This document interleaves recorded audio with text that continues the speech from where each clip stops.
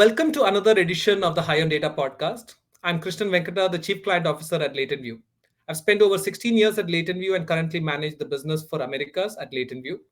Today we have Neil Bhandar, who has had an exciting career in analytics across organizations and is currently the Chief Data Analytics Officer at Generac, joining us for the podcast. Thank you, Neil, for your time, and over to you for a quick introduction. Krishnan, first off, thank you so much for having me. Excited to be here, excited to talk about data, AI, machine learning. Um, Background wise, you've given the audiences a quick background on where I am right now. I'm with Generac and spent some time at Bristol Myers Squibb, biopharma out of New Jersey, spent about a decade at JP Morgan, spent a decade prior in consumer packaged goods. My analytic journey has been quite an adventure. Started in semiconductors, doing optimization of the microprocessor to supply chain to marketing analytics to credit risk. Um, One of the areas I dabbled in most recently prior to coming to Generac was people analytics. I'd say from a analytics, AI, machine learning perspective, that's a frontier that hasn't quite been breached yet. So tons of opportunities there. And also, I would say one of the more complex domains when it comes to analytics, especially because people are so unpredictable and so interesting to model. But yeah, I've done, like I said, not just different functions, different industries, but I've played across that entire spectrum from data to building models to using them in some sort of a decision engine platform fashion. So I've seen the whole range of it.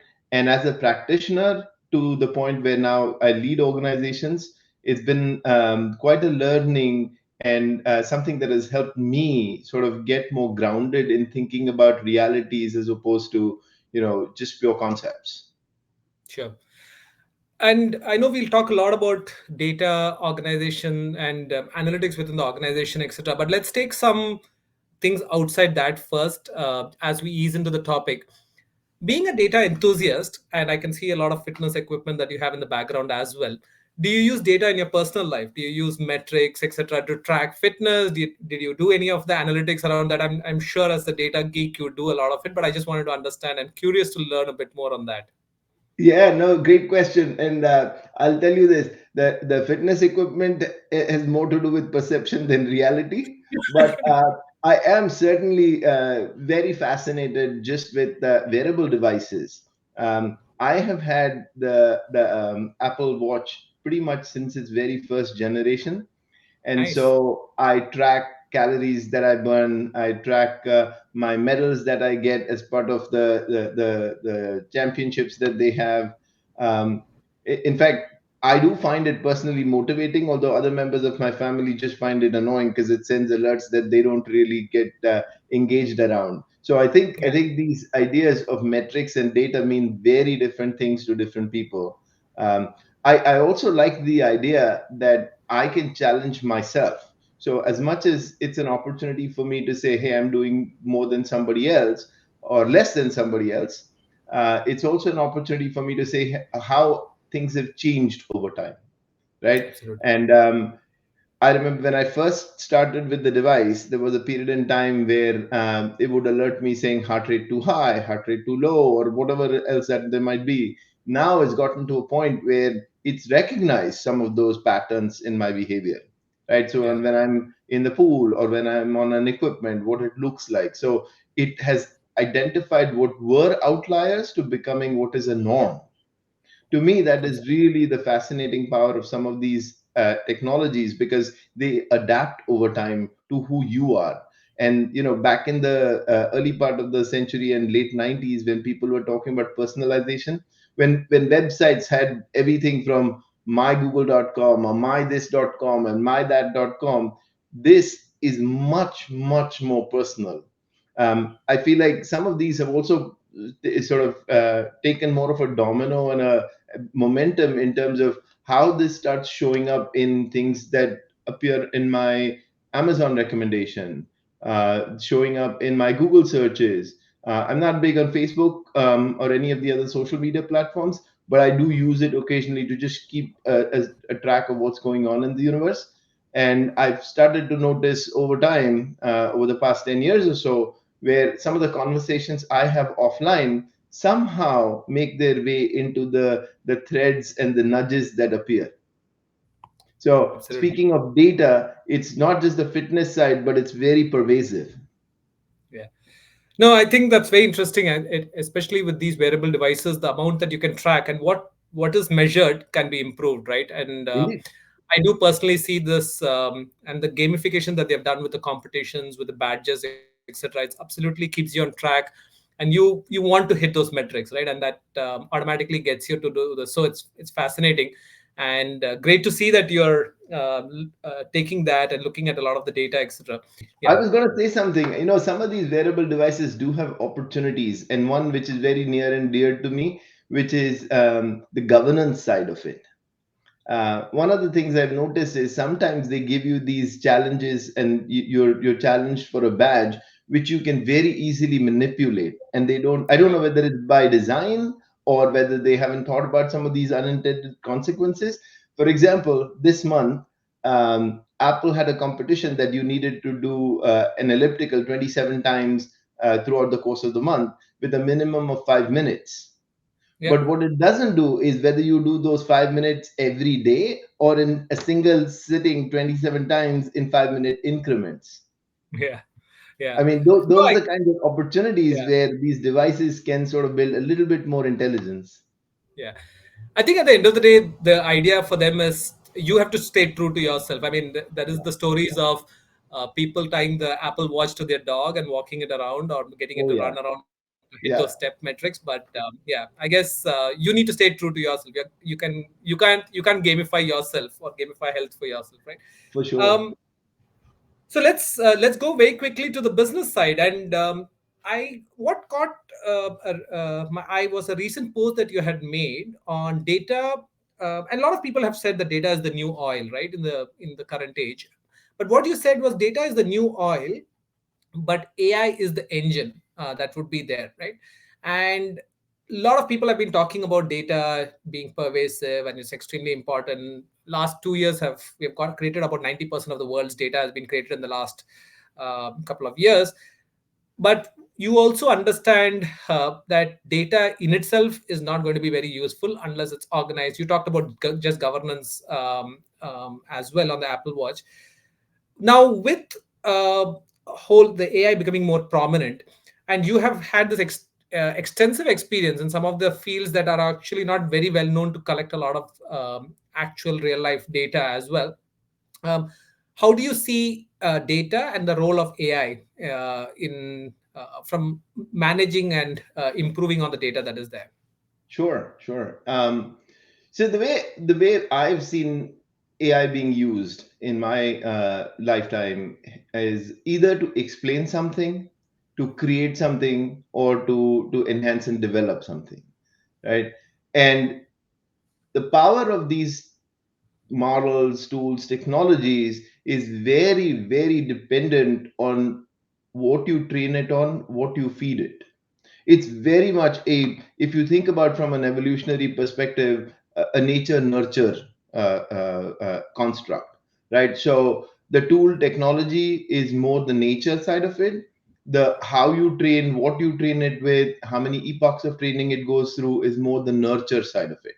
And then the Correct. nurture will also include the governance and so on and so forth. So it is truly in my mind, an engine that very much depends on whether you decide to put premium oil in it or whether you just want to put something that is going to, after a certain amount of heating, cooling cycles, going to break down and stop doing what it's supposed to, which is essentially create a layer to protect it from damaging itself. Right, right. Um, there are the key pieces to think about when you think about what you train a model with, how you nurture that model, very much depends on the context and the domain in which you're going to use. I've had some Correct. of these conversations as recently as last weekend with a fellow expert in the field, where I was talking about, there's all these requirements, regulations across the world around data retention. And from a discoverability perspective, organizations mature along that journey, and then they figure out what do they need to hold for how long and how that data needs to get used. Correct. However, there is a shadow component to this data retention. You could take a model that has been trained with data. The data may purge through its life cycle, but the training that the model experiences continues to stay for ever in that model. Because as you feed it more data, it gets more training, and some of that shadow component of that old data will stay in it forever and ever. So that's one part of it. The other side of it is, as you start to expand the scale, scope, and size of the data that you're going to feed into these models for training, will clearly start to establish correlations between obscure parts of your data. So Got it. more data you put into it, the more relationships and patterns in that data it will identify. Got it. Now, with that, you've got to also be sensitive to unintended consequences, because there's much like in classical statistics, you run the risk of confusing correlation to causation, Yeah. right? Models are not that smart. Models can tell the difference between one or the other. And so Right. having the right kind of checks, balances, looking for what's the right error, how much time are you going to train it for, becomes very relevant. The other part that is also equally relevant from an engine perspective is, when you're making these decisions, um, oftentimes models get labeled as AI models, and they genuinely are based on some sort of a advanced technique, whether it's statistical or whether it's some sort of a hybrid with AI. However, there could be models that are offline models. So these are not models that are making real time autonomous decisions. Right. So you could still have an engine, but instead of an example of this is, um, you may have a coffee machine that you just put beans into it. It does everything end to end, from grinding to brewing to delivering you a cup of coffee, versus another alternative, which is you just putting in ground beans from a can and making the process work. That doesn't minimize the fact that it's an engine that is still making coffee for you. Right. It's just that some parts of that process have been done offline, Right. right? So this is very interesting, Neil, that you mentioned about this. I also noticed one thing that you mentioned around analytics becoming more commoditized right now, and along with it being commoditized, it's also becoming more pervasive, right? Because it is being commoditized, it's you are starting to use this. Are you seeing a shift in adoption in analytics and AI, moving from specialized custom build solutions to productized approaches? And does the commoditization also risk a lot of times having a black box approach, so you don't know the correlation to the causation and you make dangerous assumptions in terms of this? So coming from your background in math, stat, and having looked under the hood of this, is the commoditization a great trend or is it a dangerous trend? So the answer to that question is, it depends, right? Because AI can be used in a number of different ways. It could be used to sort of be an enabler. It could be used to make decisions. So I worked across industries where we've used AI very front facing to a end user and a client, and in other industries where AI is basically being deployed in a means where it's essentially driving efficiency in certain processes, creating certain controls to make sure there are checks and balances. So Right. the use and the scope in which it gets implemented will very much decide whether there is a risk from commoditization or not. Right. One thing that has changed pretty much since November 2022 is AI just seems to feel a lot more accessible to the common man, given the fact that you have ChatGPT that anyone and everyone can interact with. But we've had Right. AI around for pretty much since 1960s, right? Right. When I talk to my kids, I often tell them my car tells me how many miles it'll go before we're out of gas, Yeah. right? I use my GPS. I would be lost if I couldn't basically use my phone or my GPS in my phone to get from point A to point B. Now, these are Right. all commoditized solutions, Right. Right. right? Agree. And they've been so tightly scoped that I don't see any reason why that can run amok. Right. Now, on Got the it. flip side, you've got the financial services world where you could have decisions that get made on somebody getting approved for credit or somebody receiving a certain credit line. Those kinds of decisions have very long and significant impact to an individual's credit worthiness. Yeah.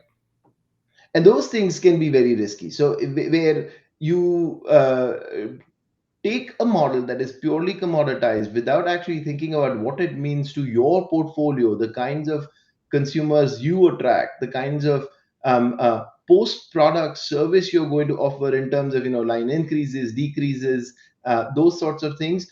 Now you're starting to create some risk. One example of this that I've experienced very recently in this people analytics space is there has been a movement over the past 3 to 5 years around skills matching. Yeah. And the in a very broad sense, the idea is you take an individual and you ask them to basically decide where do they want to be in like 5, 10, 15, 20 years. And this is purely aspirational. What the AI can do is it can create those trajectories for you. And clearly, these are horizons that you hit until you get to that target state.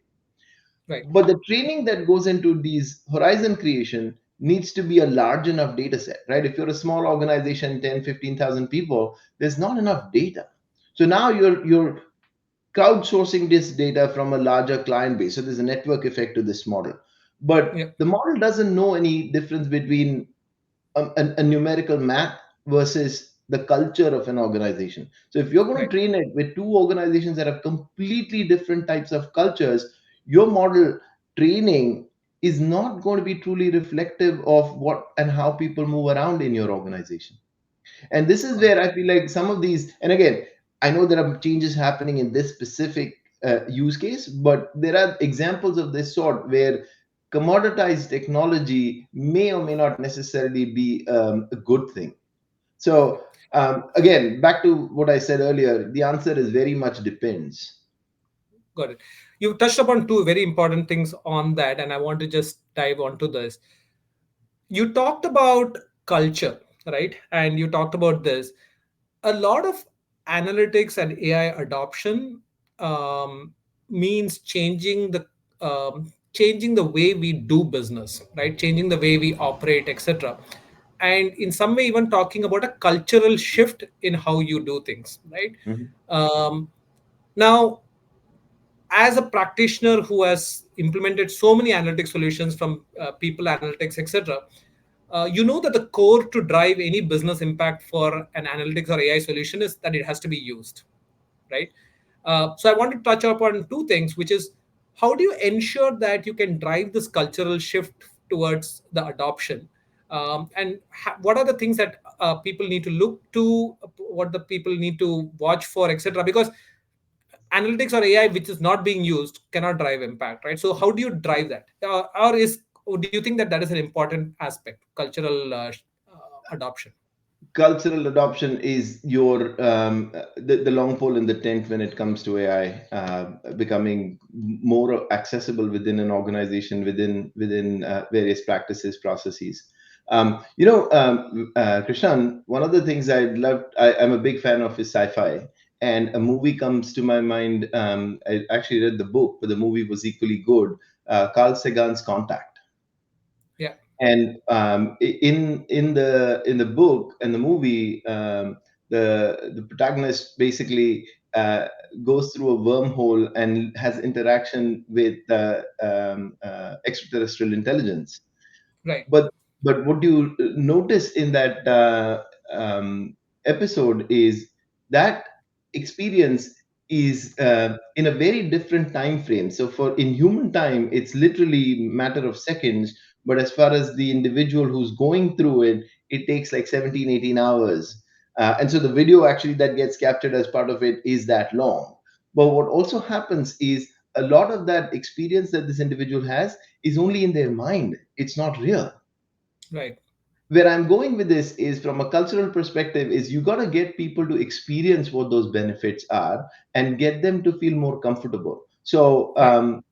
if alien were to show up in looking green with tentacles and strange looking face and colors and shape of body and clothes, it would become that much of a scarier beast as opposed to if they look like you and me, right? Right. Part Right. of the Makes acculturation of AI is making AI as accessible and as human as possible. So that's one part of it.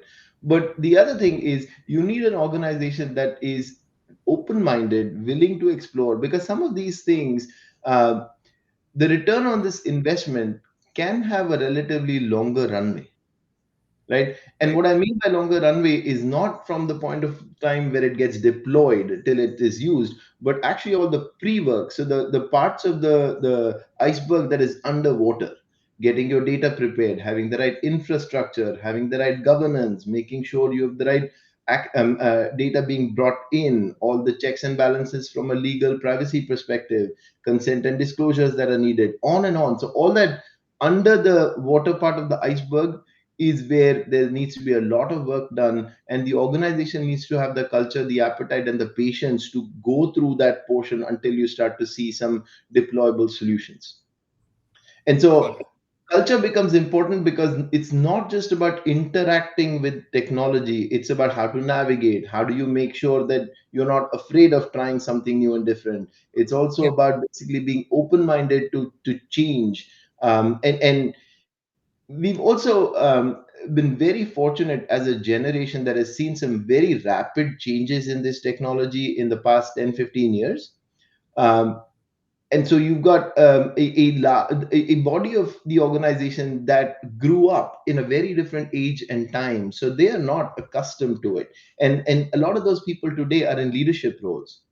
So there needs to be some sort of a symbiotic knowledge exchange that happens between those people that are comfortable and interacting Yeah. with tools, technologies like Snap, TikTok, and all kinds of social media, with those people that basically were in an age and time where face-to-face interactions, in-person meetings, shaking hands, giving hugs was the norm.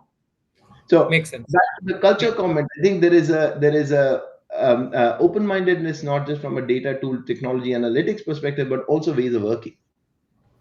Makes sense. Now, I think this is very important, which is into driving the AI adoption. Um, One thing that the business leaders look at is with any new technology is, hey, we need to be implementing and need to be having this in our work life, right? And we're saying there is new trends around Gen AI. Let's make sure that we are doing Gen AI use cases. Yeah, How, as a practitioner, do you cut through this hype yeah, and look at actual hits? yeah. How do you identify the places where AI can truly create an impact and not get caught in the hype of doing AI for AI's sake? Yeah, so recently I was in a conversation where there was some board readout, and the question was, "Are we doing enough from a Gen AI perspective?" Yeah, And immediately, and the alternative was, "If we are not, we need to." And immediately, as an outcome from it, there was a list of projects that were currently underway that were using AI, and in some cases, Gen AI. But what gets labeled as AI and Gen AI versus a traditional model is evolving. Right? You could have an AI-based solution that does monitoring for your data quality, that does monitoring from a data movement perspective, bots being used from a robotic process automation perspective. So AI is probably right in front of you, but you might not be noticing it. So that's one part of it. But then the other part of it on your ROI question, I'm a big fan of the Scrum methodology, right? So agile is a way for you to deploy quick solutions, create some small, simple MVPs, run a lot of pilots where you can see and show what AI can do for you before you get to a point where you can say, hey, you know what, I'm ready to yank out something that was old and had its limitations, but it worked with and replace it with something that is the new shiny toy on the block. So the rapid deployment piece needs to come through, where you're not just basically doing these small scale experiments and showing what it can do, but also along that journey, doing some skills elevation, some training, some creating comfort within the organization, in order to, when you deploy it at scale, at that across the organization, it has a flywheel effect to it. Got it. Actually, you bring out a couple of very interesting things around AI adoption, and obviously teams that are helping with skilling people, training people, driving this, etc.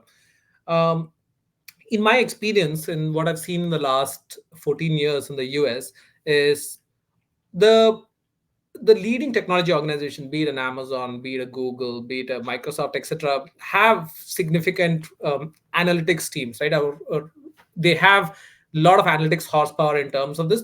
They do rely on external sources as well, but they are able to command as a brand to get the top talent from the market, the top experienced people from the market, etc. And that becomes a challenge for some of the other companies that are out there, right? I had talked to a leading automaker, and they said that at any point of time, they see that about 20% of their analytics jobs that they have out there is unfulfilled, right? Yeah. And they are relying on creating remote capability centers, partnerships with organizations like us, etc., and strategic relationships so that they can augment their talent. Um, Talent is a big this one talent, and also making sure that the talent works together in setting up high performing teams. So one is to definitely build solutions, but the second is to also drive that adoption and being that evangelist internally. um, in your experience, how do organizations, not the top rung of organizations which can command the top talent, but how do otherwise organizations, how should they tackle this talent problem that they are facing on the AI side to set up high performing teams to drive analytics adoption within the organization? Yeah, this is a billion-dollar question, and I'm glad you asked me this. Success in the analytics world very much depends on the talent within the organization. Um, Few things here. So first is basically you can be a very effective analyst without ever writing a single line of code. That's number Yeah, one. Number two, to our earlier conversation, a lot of the statistical techniques have been very commoditized. Like I used to do regression back in the day. I would yeah, literally have to calculate all my statistical tests and factors and stuff along the yeah, way. Today, it's clicks around and you get it. yeah, Um, the piece that becomes very important, though, is one, curiosity, and two, the desire and fearlessness to be able to experiment. We had a yeah, scenario in one of my previous roles where we were creating a forecast for an executive audience, and invariably, like a forecast, it was always wrong. And we did everything from our perspective, looking at AI techniques, yeah, traditional statistical time series, and so on. Eventually there was a revelation that what the executive audiences were really looking for is, from a previous time period, is the forecast going up, is it remaining flat, or coming down? And yeah, what we realized was we had a forecast that was always wrong when you came out with a number, but we were always right when we were predicting a direction. yeah, And so all of a sudden, from being criticized for being always wrong on a specific number, we now became the darlings because we were always right. So yeah, some of this is being able to read those patterns of what people want, right? So this is not about patterns in the data as much as the needs, wants, and desires of your audiences. And a right, good analyst will be able to balance some of these things out. And then on the other side, you also want to be able to have a certain amount of curiosity before your audiences asks for yeah, it, right? yeah, When I first started as an analyst, one of the things I got told was, when you prepare your presentation and your content, think about what to anticipate. And it was never easy for me at that time, right? Until I started thinking about how do they think, what is the series and chain of thought that they go through, and all of a sudden I became a very good analyst. yeah, makes It did not require me to go learn new statistical tools, new techniques, or new technology. It now became more important for me to figure out how are people thinking and what would they want to know next, right? Oftentimes when during presentations, my best answer is when I say, wait a second, I'm going to flip to the next slide. Yeah. And so you need, for that talent to be truly successful in an analytic organization, you need people that basically have that curiosity, that are always willing to experiment with stuff, that are not afraid to push boundaries of the systems, tools, technologies, making assumptions that basically will push the envelope to its boundaries. I actually, you brought up a couple of interesting points actually. A lot of time, people, in my experience, think about analytics as the science of analysis, right? And I tell organizations that there are a lot of people who can do that, and you can spend a lot of time getting that. The science of the math and stat, etc., is definitely something that uh, you can obviously rely on a lot of partners to Right. also execute on it. Right. But the analyst's role in an organization is of an evangelist, Yeah. which is, and that's what you just highlighted, which is it's about positioning the analytics solution in with the right frame and the right context for adoption. Yeah. And I feel that the chief analytics officer is actually chief evangelist officer, which Yeah. is to make sure that the evangelization happens of the analytics. Because you can obviously get the horsepower to actually do the analysis. You can get the, but to present them in the right frame and the right context is where the key role is. In Yeah. fact, a lot of client organizations in which spend my time and advise to, I spend a lot of time to tell them that we'll get the analytical model, the forecasting model, we will get it, right? And when people ask me to build a forecasting model, I'll say, consider it done. What are you going to do with it now? Yeah. Are you going to inform a decision? Are you going Yeah. to incorporate it in a business process? How are you going to ensure that it gets adopted? Which Yeah. is, you can give a forecast, but is that person going to use it in his business process? What happens if it is wrong? What is the expectation that? So a lot of this, it becomes a conversation which the analytics person, and that skill is it's not valued as much as it should be, because that is very important. I feel. And wholeheartedly agree with you. There's a you often hear the devil's in the detail. I heard somebody use a variation of it, which I actually have adopted when I speak, which is the devil is in the context. Ah, nice. And to me, the role of an analyst is not just to run a model or build a model or to generate a score at the end of the day, but to basically describe, define, and make that ghost a friendly ghost, Understood. right? And so the context in which you present your story, as long as it doesn't, one, scare someone and feel like, this is completely different from what I would have expected, and if it is so, how to make it more approachable is really where the success of any analytics is going to be, right? Sure. Where the easy it becomes for someone to be able to sort of connect into it and develop on it, adopt it, adapt it to their needs, is where the analyst truly becomes successful in my mind. Absolutely. No, Neil, this is very insightful and helpful. You talked about evangelization, right? And one thing I wanted to understand from your experience of being the chief data officer and heading analytics, this one, where should the analytics function reside? Hmm. Should it be a central function reporting to the CEO? Should it be residing in the respective business functions? Or how have you seen it work really well from an adoption perspective? Krishna, the role of data, if we are believers in the fact that data is the new oil and analytics and AI is the engine, which is what I constantly preach to people, um, I feel like the return on that data and the return on the analytics only happens when the engine keeps running, right? And you're constantly asking questions, you're being more curious, you're exploring alternatives, in various ways you're trying to define what your future needs to be. To that end, I feel like there needs to be a very, very strong set of um, uh, connections that need to be established between the executive leadership of an organization and the analytics team.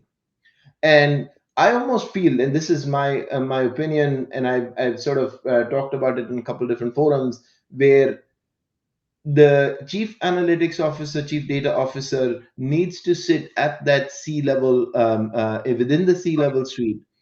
And interestingly, one of the flips that I have is where the CIO reports into the chief data, chief analytics officer. And the reason I have this construct in my mind is because I often feel the chief information office, right, is the custodian of data.